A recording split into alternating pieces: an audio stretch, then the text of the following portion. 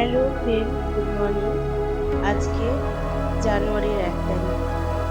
Happy new year everyone.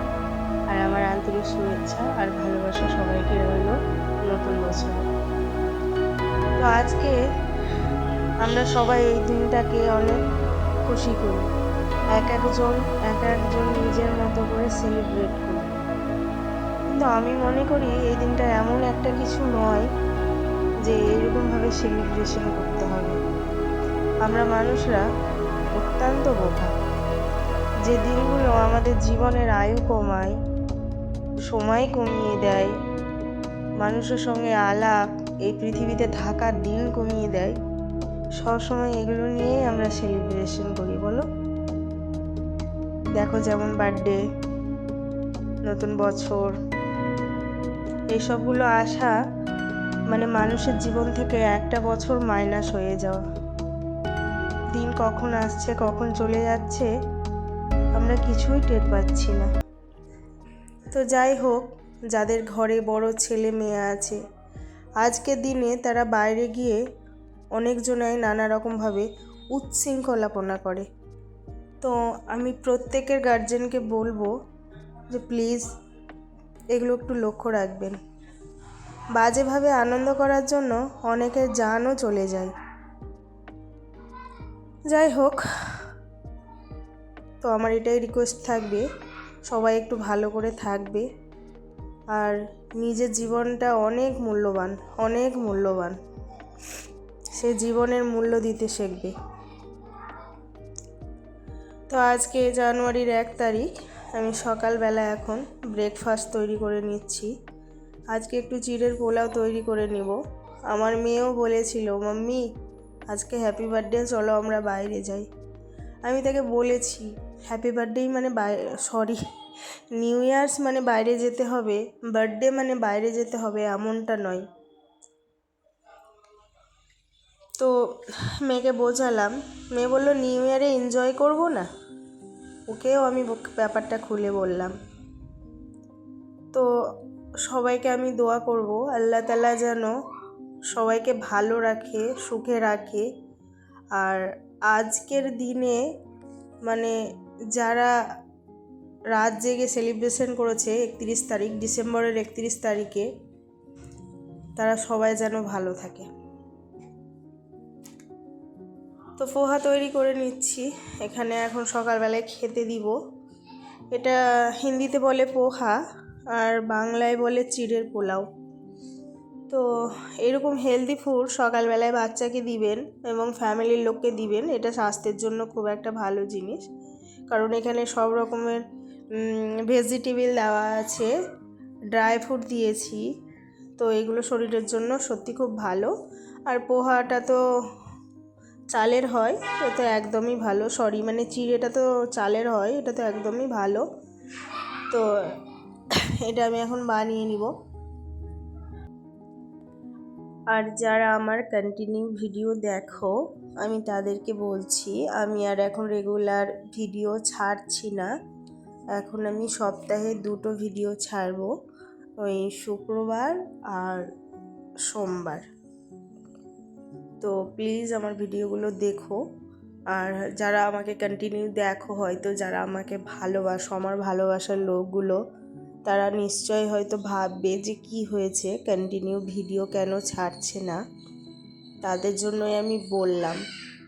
আর আমার চ্যানেলে যারা নতুন এখন অবধি আমাকে দেখছো, প্লিজ একটি লাইক করে যেও, আর কমেন্ট, শেয়ার আর সাবস্ক্রাইব করে দিও যদি তোমাদের কোনো অংশ আমার ভিডিওর ভালো লেগে থাকেছে। তো তোমাদের একটি লাইক আমার কাছে অনেক মূল্যবান। তোমাদের একটি লাইক আমার ভিডিওকে আর 10 জনের কাছে পৌঁছে দিতে সাহায্য করবে। তাই আমার একটা ছোট্ট রিকোয়েস্ট থাকবে তোমাদের কাছে, এবং একটা কিউট রিকোয়েস্ট, যে একটা লাইক করে যেও যদি আমার ভিডিও তোমরা ঢুকে পড়েছো কিংবা কিছুটা দেখে ফেলেছো। তো আমার সকালবেলার ব্রেকফাস্ট তৈরি হয়ে গেছে, এখন খেতে দিয়ে দিব। দুজন বসে বসে অপেক্ষা করছে আর কি। তো খেতে দিয়ে দিই। খাওয়া দাওয়ার পরে সকালবেলা একটু সবজি কাটতে বসে গেছি, সবজিগুলো কেটে রাখছি। আজকে তো আর সবজি চলবে না, মেয়ে আর বর আবদার করেছে আজকে বিরিয়ানি খাবে, তাই সকাল সকাল স্নান টান সেরে কাপড়গুলো কেচেছিলাম, মানে ধুয়েছিলাম আর কি। তো এক এক করে মিলে দিচ্ছি, মিলে না দিলে আবার শীতের সকাল সেরকম একটা খুব রোদের তেজ থাকে না, আর এই আমার ব্যালকনিতে রোদ এসে কিছুক্ষণের মধ্যেই চলে যায়। তো তার জন্য আর দেখো মেয়ে না আমাকে সব সময় হেল্প করে, আমি যখনই কিছু কাজ করি আমার হাতে হাতে করে দেয়, হয়তো এই জন্য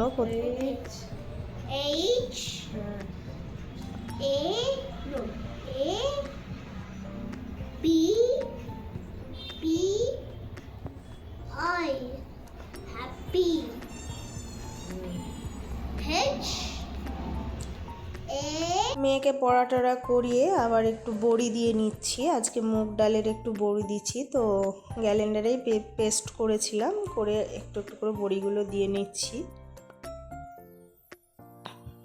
তো বড়ি ট্রায়ালের জন্য দিচ্ছি, অল্প করে দিচ্ছি, যদি এগুলো ভালো কুকিং হয়, রান্না হয় কিংবা সেদ্ধ হয় তো নেক্সট টাইম আবার দিব আর কি। এখন রোদ আছে, একটু পরে রোদটা চলে যাবে। বড়ি দিতে দিতে আবার ফোন এসছে, আমি একটা পর্দা অর্ডার করেছিলাম, সেই পর্দাটা চলে এসছে। তো এখন ওপেন করি, দেখি পর্দাটা কেমন এসছে। ছবিতে তো খুব একটা সুন্দর দেখাচ্ছিল, জানি না সামনে কেমন এসছে। উপর থেকে তো দেখতে খুব একটা সুন্দর মনে হচ্ছে, তো খুলে দেখলাম যে যেমনটা দেখিয়েছে তার থেকে অনেক অনেক ভালো দিয়েছে। আমি একটা কথা বলি, মলে এগুলো কিনতে গেছিলাম আমি, প্রায় 280-90 এরকম করে বলছে, আর আমি অনলাইন নিয়েছি, খুব সস্তা পড়েছে। এদিকে রান্না বান্না হয়ে গেছে, ওদেরকে খেতেও দিয়ে দিয়েছি, খাওয়া দাওয়া হয়ে গেছে। খাওয়া দাওয়া কমপ্লিট করে কিছুক্ষণ রেস্টে থেকে, এটা হলো ইভিনিং টাইম, তো ওদেরকে একটু স্ন্যাক্স চা টা এসব করে দিলাম আর কি। ওদের আবদার থাকে আমার কাছে এক এক দিন এক এক রকমভাবে জিনিস তৈরি করে দেওয়ার, তো আজ এরকমভাবে একটু স্ন্যাক্স তৈরি করে দিলাম ঘরেই। ওরা আমার মেয়ে আর বর, মেয়ে দাবা খেলছিল একা একা, আর বর তো ওইটাই আর কি। এদিকে রাত হয়ে গেছে, রাতের খাবারও করতে হবে। তো আজকে রাতে একটু ঘুগনি আর রুটি করব, তার জন্য রুটিগুলো যে বলি যাই সেই তো দিন শেষে আমাকেই করতে হবে, বলো, নিজেকেই যখন করতে হবে তখন দেরি করে লাভ নেই। আর একা হাতে তো সব মানে একটা রুটিন করে রাখতে হয়, একটু এলোমেলো হলেই সব ঘেঁটে যায়। ওই জন্য আমি টাইম টু টাইম যেটা কাজ থাকে সেটা করে নিই, আর কাজ ফেলে একদম রেস্ট করতে ভালো লাগে না, বলো। এটা আমার নয়, যারা কাজকে ভালোবাসে, যারা কাজ করতে ভালোবাসে, নিজের সংসারটাকে ভালোবাসে, তারা সবাই এই রকম, তো আমি একা এরকম বলছি না। আর আমরা মেয়েরা রান্নাঘরটাই যেন আমাদের সব থেকে বেস্ট একটা রুম, বলো, ওখানেই আমরা কমফর্টেবল। হয়তো সারাদিনে হয়তো 6-7 ঘন্টা ওখানেই কেটে যায়, বাকিটা মেয়ের পড়ানো, মেয়েকে ছেড়ে আসা, এই সব। আর আশিক তো ধরো বেশি সময়ই ব্যস্ত থাকে, তো ওই বাইরে মেয়েকে টিউশন নিয়ে যাওয়া, ডান্স ক্লাস ছেড়ে আসা, মেয়েকে পড়ানো, এগুলো সব আমি নিজেই করি। তো আমি যখন কিচেনে থাকি প্রায় সময় আমার সঙ্গে আমার মেয়ে থাকে।